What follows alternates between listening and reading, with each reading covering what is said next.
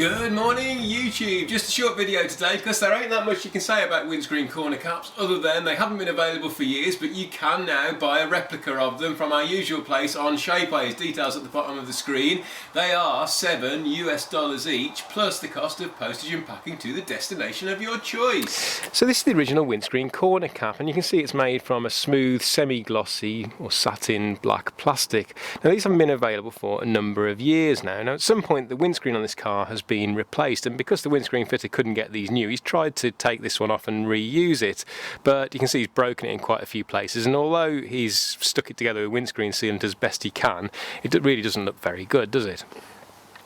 Now this is the replacement. It's made by a technique known as selective laser sintering. It's a 3D printing technique in which a tiny laser moves along, melting a bed of powdered nylon to make the shape. As you can see, hopefully, if I can just keep my hands out of the way, dimensionally it is a perfect replacement for the original. The wall thickness here is just 0.8 of a millimetre, which is good because it gives us the flexibility that we're going to need when we fit it, being able to mould it around the corners of the windscreen. That's about as thin as you can go with 3D printing. It does mean that it's really quite delicate and fragile, so you're going to need to be a little bit careful handling it. You can see that although dimensionally it's exactly the same as the original, you can see straight away that the surface texture is quite different. Because of that way in which the 3D printer makes it, you can see the surface has got this sort of matte, slightly granular, slightly rough feel to it. So if you're a real stickler for originality and you want the new one to match the colour and finish of the old one, we're going to have to do some work to this before we fit it. Now I wouldn't recommend sanding the plastic and then painting it. It's too thin for one thing. I don't think it'll be particularly successful. The better way to do it will be to build the surface up. So either spread body filler or thin coats of knifing stopper just to fill the tuff, the granularity in the surface there, then sand that back, prime it and paint it with a black satin top coat to match the original. Or it's not very rough at all. The easy way to do it would be just spray primer filler or high build primer, so 3 or 4 wet coats of high build primer just to build the dry coat thickness up enough that then you can sand it with 800 grit wet or dry paper and then spray it again with a top coat to match the original.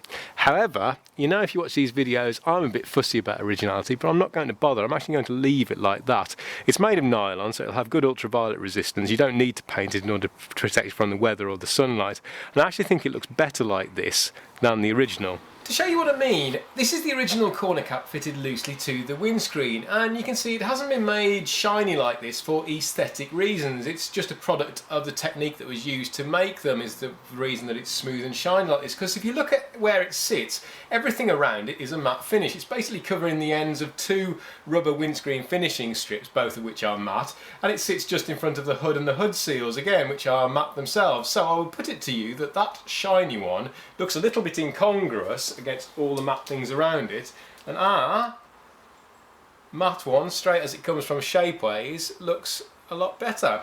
And that's also going to save us an hour's work in filling and painting it, so it's going on just like that. Whatever you decide to do though, fitting it is a doddle. Now normally of course you'll be doing this when you're replacing the windscreen, so you can just bed the new one into the wet sealant, but if you're fitting it to an existing windscreen, then just take a Stanley knife and just cut back the Sikaflex just so you've got room to bed it down there. Then get a cartridge gun of Sikaflex or some other polyurethane type black sealant, tiger seal, that kind of thing, and we're just going to put a little bed into the gap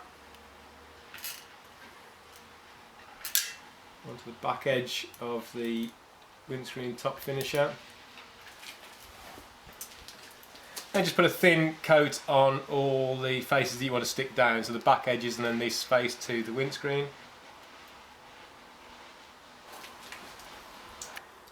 And carefully stick it in and bed it down. Clamp it up while the adhesive goes off for a few hours. Just be careful when you're clamping it. Remember, it's delicate, you don't want to break it.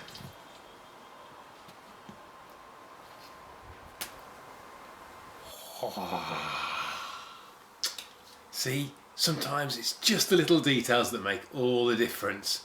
It took me several hours to make the card model for that. You're welcome.